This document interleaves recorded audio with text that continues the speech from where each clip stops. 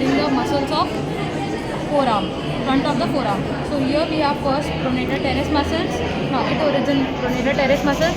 It has two origination. First from the medial epicondyle of humerus, and second from the coronoid process of ulnar. And it inserts into the mid-lateral shaft of radius.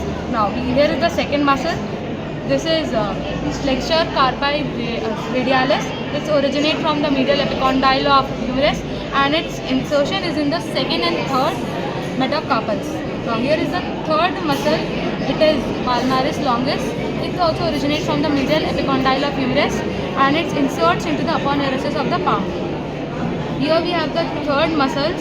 Here with 4 tendons, and here this is flexure digitorum superficialis. It has 3 originations.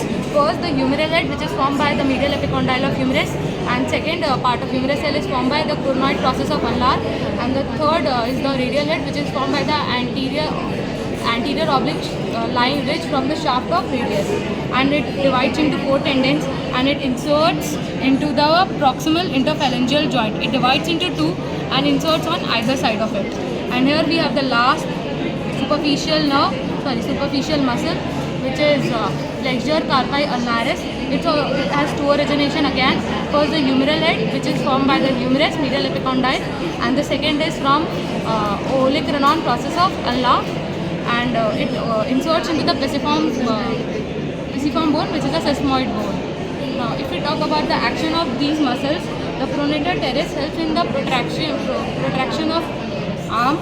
Second is this flexure carpi radialis, which helps in the flexure of wrist and abduction of wrist also. And here we have third palmaris longus. It helps in flexure of wrist. Here we have third flexure digitorum superficialis, which helps in the flexion of digits, proximal digit at the proximal interphalangeal joint.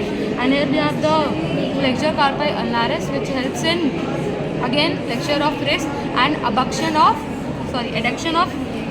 wrist.